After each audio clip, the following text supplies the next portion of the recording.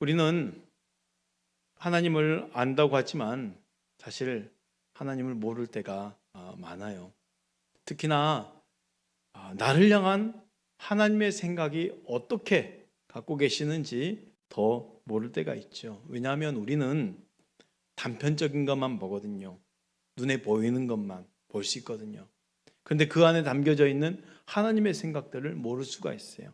예를 들어서 지금의 우리의 환경 속에서도 눈에 보여지는 재앙만 보여요.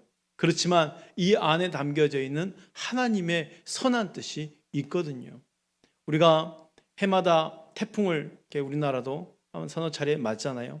이 태풍이 큰 바람으로 많은 것들을 파괴하고 또 많은 비를 쏟게 하고 바다에는 또 큰 파도를 일게 하여서 너무 모든 것을 파괴하는 것 같지만 이 태풍은 인간에게 유익을 끼쳐주는 것도 있다고 해요.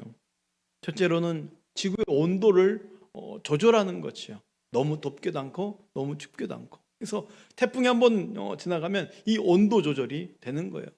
또 이 태풍은 또 물이 부족한 곳에 또 강한 비를 많이 쏟게 해서 생명이 다시 솟게 하는 그런 역할도 하죠. 그리고 가장 중요한 것, 이 바다에 그 깊게 잠겨져 있는 그 모든 해수면을 뒤집어 엎는 거죠. 그럼 뭐예요? 여기에 적조 다 없애주고 또 플랑크톤이 다시 이렇게 움직이게 만들어서 많은 생태계들이 먹고 살 수 있도록 만들어낸다는 거예요. 실로 태풍이 한번 와야 어민들이 또 풍성하게 살 수 있다고들 하네요. 지금 우리의 삶의 현장이 마치 태풍과도 같을 수 있습니다. 눈으로 보기에는 죽음의 위협, 경제활동의 붕괴, 취업, 교육, 사회 전반적으로 다 위기인 것 같지만 그러나 자세히 보면 이 바람은 파괴만에 일으켜지는 그런 바람만이 아니라는 것이요. 이 내면에 보면은 우리 마음가짐도 틀리잖아요. 온전히 지금 하나님만 바라보고 있는 우리 시선들이 생겼잖아요. 그렇죠? 또 우리 마음에 그 불신과 염려, 두려움의 적조를 다 없애주시고 우리 믿음을 성령으로 하여금 다시 한번 헤집어서 이게 일으켜 가고 있는 그런 것들을 우리가 느낄 수 있다는 것이죠. 사랑하는 성도 여러분, 우리에게 참 좋은 날 주시는 하나님이 계시다는 것을 믿으시길 바랍니다. 우리 하나님은 말 그대로 참 좋은 분이십니다. 참 좋은 날 주시는 참 좋은 분이세요. 하나님 어떤 분이실까요? 먼저 하나님이 어떤 분이신지를 알기 전에 먼저 인정해야 될 게 있어요. 하나님이 살아계시다는 것을 인정해야 된다는 거죠. 사실 지금 과학이 발달한 현대 사회에서 하나님의 살아계심을 의심한다, 이게 점점 없어졌어요. 왜 그런지 아십니까? 과학이 발달하고 이 우주 공간을 이제 움직일 수 있는, 또 밝혀낼 수 있는 지금의 시기에는 이 전 우주 과정에 보면서 그 극히 일부분의 과정을 보더라도 어떻게 이렇게 오묘하고 또 신비스럽고 완벽하게 짜여질 수 있는 것들이 우연으로 된 것일까? 이게 안 된다는 거예요. 과학이 발달하면 발달할수록 이거는 절대 우연으로 될 수 있는 것이 아니구나라는 것을 깨닫게 된다는 거죠. 게다가 컴퓨터가 발달되니까 이게 측정을 할 수 있어요. 우연히, 모든 일이 우연히 생길 가능성을 계산할 수 있다는 거죠. 그래서 어떻게 해요? 그게 안 나오는 거예요. 계산이 안 되는 거예요.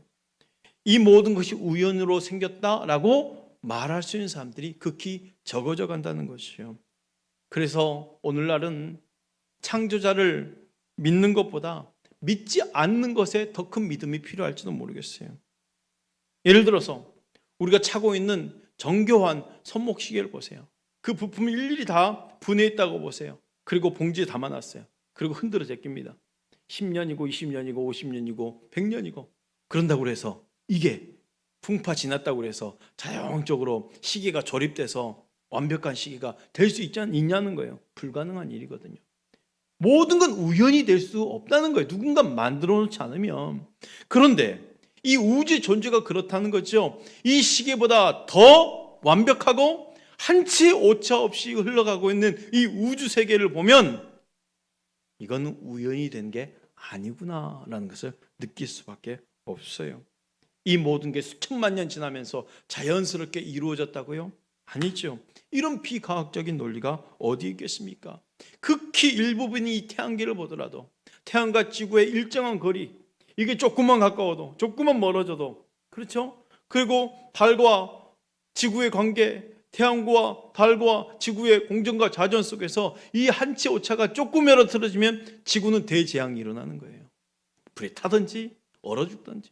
근데 보세요, 이렇게 완벽하게, 시계보다 더 완벽하게 만들어 놓은, 이거는 우연이 될 수 있다는 게 아니라는 거죠. 로마서 1장 20절 말씀 한번 볼까요? 창세로부터 그의 보이지 아니하는 것들 곧 그의 영원하신 능력과 신성이 그가 만드신 만물에 분명히 보여 알려졌나니 그러므로 그들이 핑계하지 못할지니라. 하나님 어디 계십니까? 라고 물어보는 분들이 계셔요. 만물을 보면 이 만물 속에서 야, 하나님 정말 살아계시는구나 라고 할 수밖에 없도록 하나님이 이 만물 가운데 하나님의 존재의식을 담아 놓으신 거예요.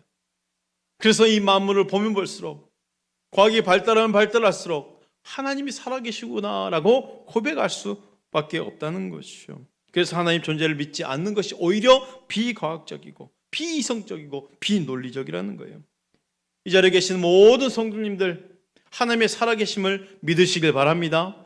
그렇다면 쟁점이 있어요. 하나님이 살아계신가, 하나님이 살아계시지 않는가, 이게 중요한 게 아니에요. 이제는 하나님이 계시다는 것은 어느 정도 믿지 않는 사람들도 다 인지하고 있는 상황이에요. 그러면 이 하나님이 어떤 분이신가를 우리가 살펴봐야 돼요. 어떤 분이신가? 왜냐하면 하나님이 어떤 분이신지를 우리가 생각하는 이성으로 만들어내거든요. 하나님 이런 분일 거야, 하나님 이런 분일 거야. 개념 자체가 아주 이상하거든요.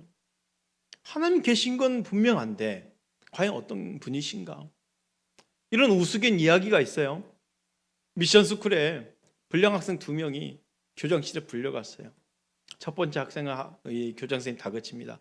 다그치다 보니까 그래도 이 학생들에게 이 학생들을 바꿀 사람은 하나님밖에 없겠구나 싶어서 좀 교훈 좀 하고 훈계 좀 하려고 이 첫 번째 학생에게 권면하게 했습니다.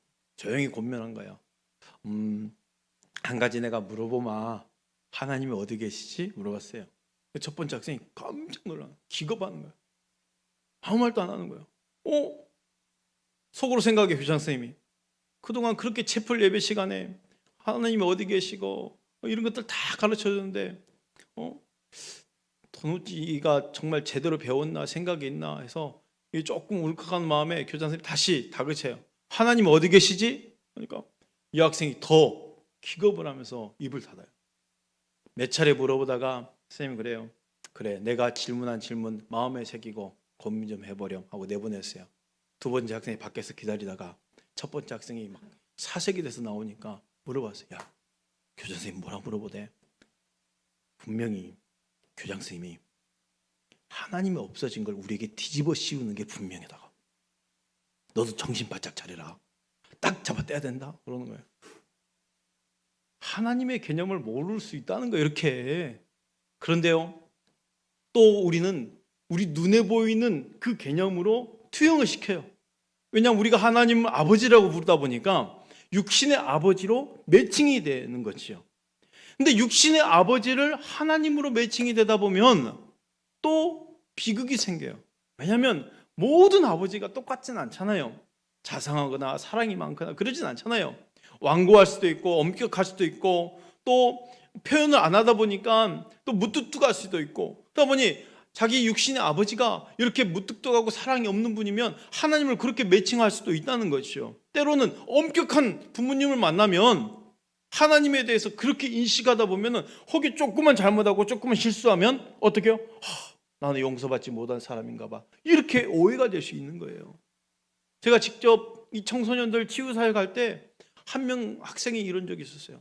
목사님, 저는 하나님이 아버지라면 정말 믿기가 너무 힘들어요. 그러는 거예요. 아버지에 대한 상처가 너무 크다 보니까 이게 매칭이 돼서 이게 괴로운 거예요, 이 친구가.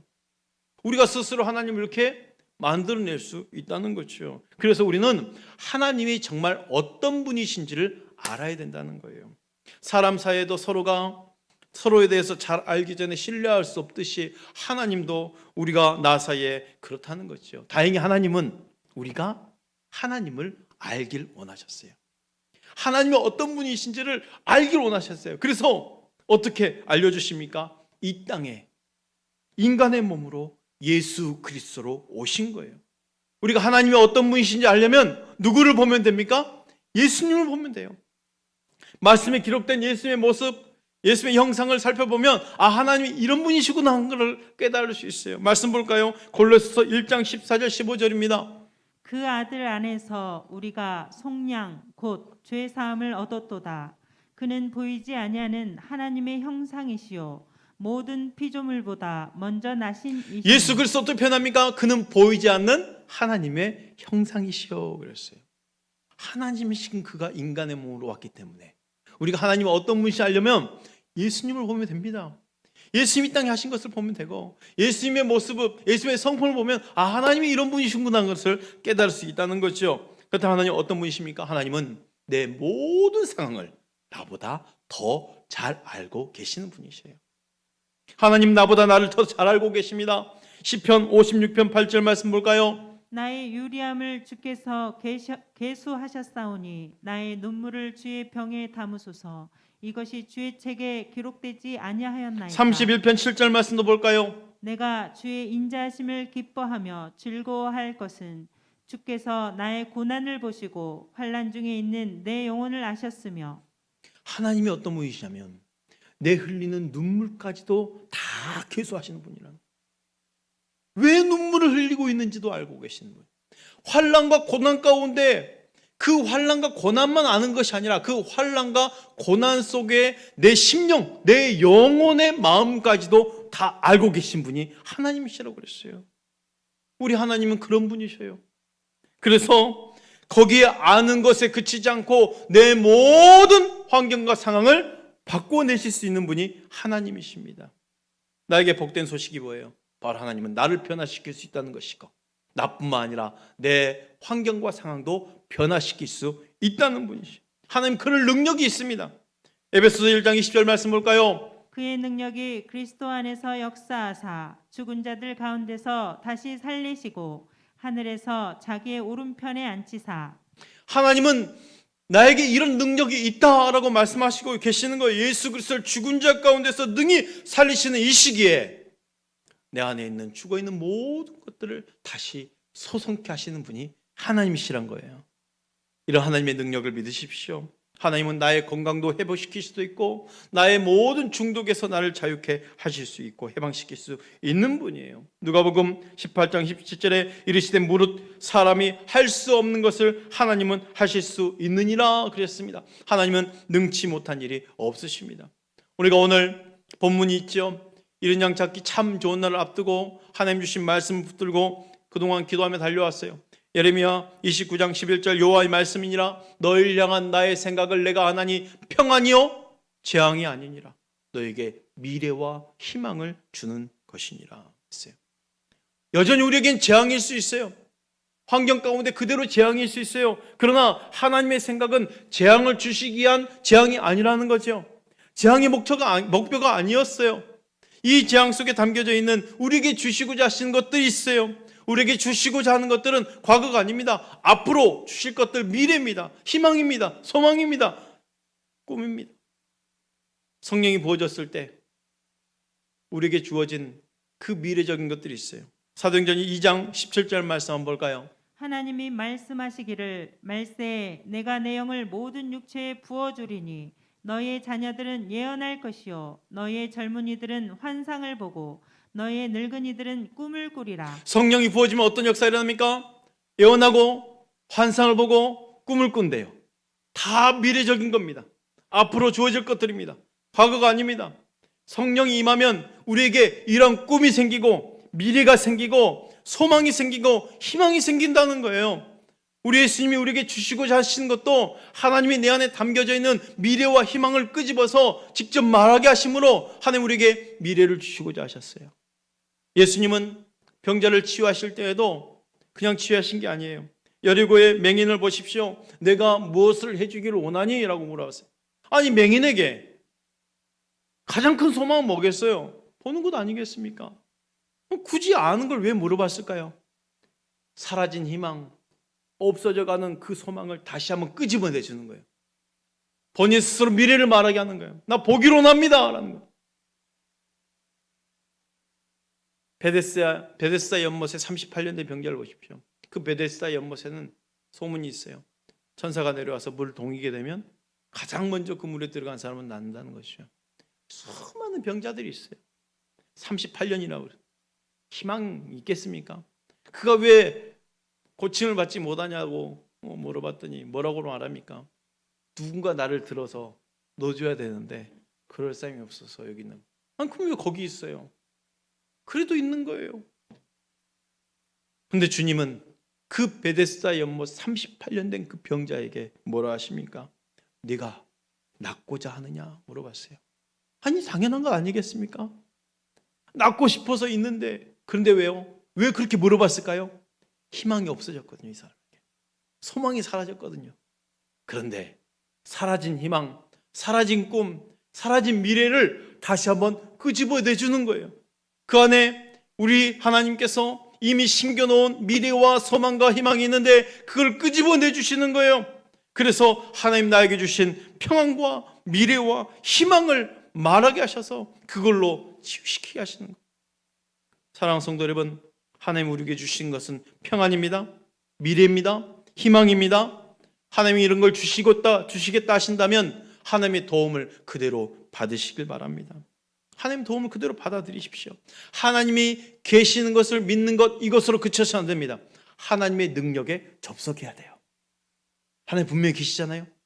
계시는 것을 믿는 것으로 끝나는 것이 아니라 하나님의 능력에 접속하는 것.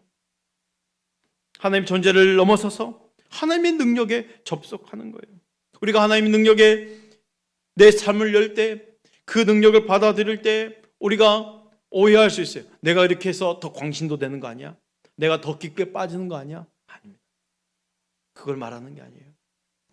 한 주 동안 새벽 특색 가운데 주신 말씀 중에 하나 있어요. 디모데후서 1장 7절 말씀에 하나님 우리에게 주신 것은 두려워하는 마음이 아니요 오직 능력과 사랑과 절제하는 마음이라고 그랬어요.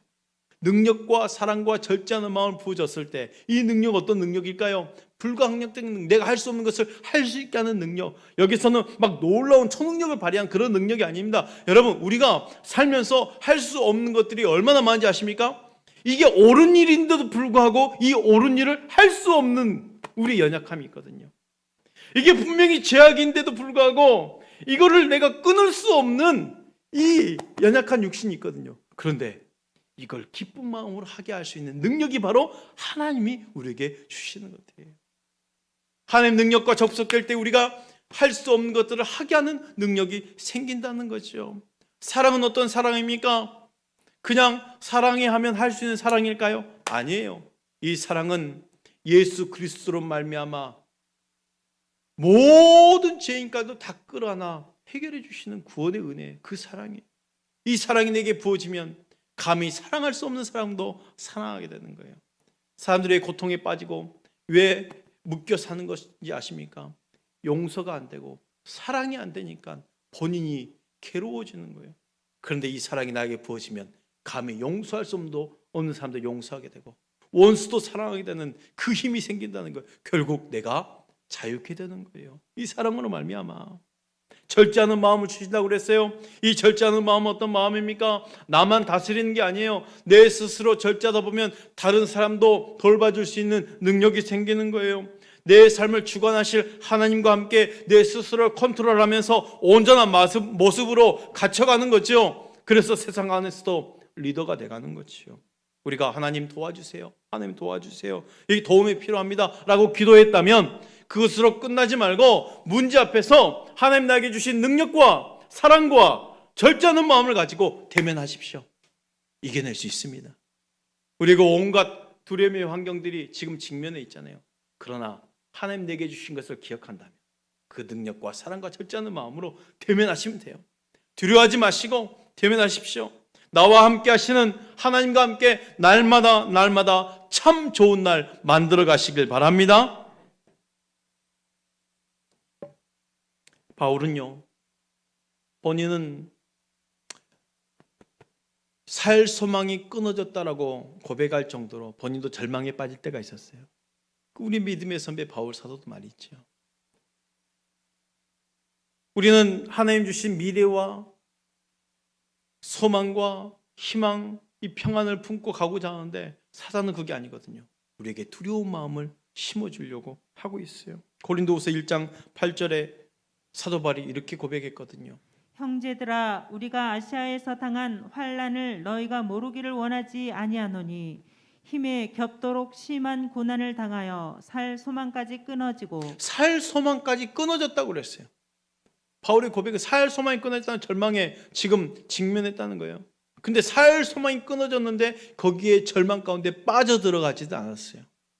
직면한 거예요. 여러분, 절망의 상황에 직면했을 때는 그냥 받아들이십시오. 절망 상황 속에서 우리가 할 수 있는 일은 없어요. 그럼 뭘 해야 돼요? 나는 아무것도 할 수 없고 오로지 하나님만 보겠습니다. 이렇게 되는 거거든요. 그래서 오히려 절망 가운데 하나님만 바라보고 거기에서 힘을 얻으시길 바랍니다. 절망에 직면하셔요. 감당할 수 없는 어려운 절망 속에서 이 사도 바울이 다시 고백한 게 뭡니까? 9절에 이렇게 고백했어요. 우리는 우리 자신이 사형 선고를 받은 줄 알았으니 이는 우리로 자기를 의지하지 말고 오직 죽은 자를 다시 살리시는 하나님만 의지하게 하심이라. 따라하십니다. 하나님만 의지하게 하심이라. 본인이 절망에 빠졌을 때 오히려 감사할 수 있었던 이유는 이 절망 속에서 하나님만 의지하게 하려고 하나님이 나를 이렇게 만드셨구나 고백했거든요. 그래서 그가 절망에 빠졌지만 어떻게 고백합니까? 10절에 이렇게 고백합니다. 그가 이같이 큰 사망에서 우리를 건지셨고 또 건지실 것이며 이후에도 건지시기를 그에게 바라노라. 따라 합시다. 건지셨고 건지실 것이며 이후에도 건지시기를 바라노라. 지금까지 하나님 하셨습니다. 앞으로도 하나님 하실 것입니다. 이런 고백이에요. 나를 건지셨고 건지실 것이며 이후에도 건지실 것을 믿습니다. 그러므로 여러분, 환경이 문제가 아니에요. 하나님을 먼저 찾으시길 바랍니다. 때로는 그래 환경이 해결하면 예수 믿겠습니다. 아니면 정말 하나님이 살아계시는 증거 보여주셔서 믿어지면 믿겠습니다 라고 할 수 있어요. 근데 여러분, 정말 믿어지면 믿을 수 있을까요? 환경이 해결하면 믿을 수 있을까요? 때로는 더 큰 환경이 닥칠 수도 있어요. 환경이 좋아지고 문제가 해결된다고 해서 그것이 예수를 믿는 조건이 되어서는 안 됩니다. 나중에 더 큰 풍랑이 닥치면 넘어질 수 있거든요. 마치 가시밭에 심겨진 씨앗과도 같아요. 처음엔 자라지만 이 가시 엉겅퀴에 자라지 못해서 넘어질 수도 있거든요. 재앙만 보이고 하나님이 보이지 않는다고 해서 하나님이 일하지 않는 게 아닙니다. 아까 말씀 전에 영상 찬양 봤어요. 청가는 목사님, 길을 행하시는 분, 길을 만드시는 분이었어요. 원곡 제목은 웨이메이커예요. 2015년에 나이지리아의 그 유명한 찬양 사역자 시나크라는 여성 찬양 사역자인데 이분이 이 곡을 만들었어요. 원곡을. 이 곡을 만들어 놓고 왜 만들었냐면 지구 반대편이잖아요. 지금 우리에게 나이지리아니까 한국에 대한 그 품어라는 그 성령의 감동을 받고 그래서 찬양 곡을 만든 거예요. 그리고 이게 보면 길을 만드시는 분이잖아요. 그때 이 찬양 사역자가 우리나라의 그 분단된의 아픔을 생각하면서 곡을 만든 곡이었어요. 근데 이 곡을 예배 중에 발표가 됐을 때 나중에 유튜브 조회수가 1억 뷰가 넘어졌거든요. 지금 1억 5천 뷰. 엄청 유명해져서 다른 또 유명한 찬양 사역자가 이 곡을 또 예배 중에 했더니 이게 또 사람들이 많이 불리지게 된 거죠. 우리나라도 번역을 해서 다시 이 곡을 하는데 여러 찬양팀이 이 곡을 부르고 있어요. 사실 코로나 기간 동안에 전 세계적으로 웨이메이커라는 곡을 가장 많이 부르고 있어요. 보이지 않아도 하나님이 일하심을 믿습니다. 고백하는 거예요. 그는 나의 하나님이십니다. 고백하는 거예요. 그는 길을 만드시는 분이십니다. 고백하는 거예요. 일하지 않는 것 같아도 하나님은 반드시 일하고 계시고 그는 우리 하나님이십니다. 우리 하나님이십니다. 그렇게 고백하고 있는 거예요. 사랑하는 성도 여러분, 보이지 않아도 하나님 지금도 일하고 계십니다. 나에게 미래를 주시고 평안을 주시고 희망을 주시는 분이 하나님이십니다. 그는 우리 하나님이십니다. 오늘 나에게 귀한 것 주시고 소망 주신다는 걸 기억한다면 하나님과 더불어 오늘이 참 좋은 날임을 믿습니다. 내일도 다음 날도 하나님과 동행하는 하루는 우리에게 참 좋은 날임을 기억하고 하루하루 승리하며 나가시길 바랍니다.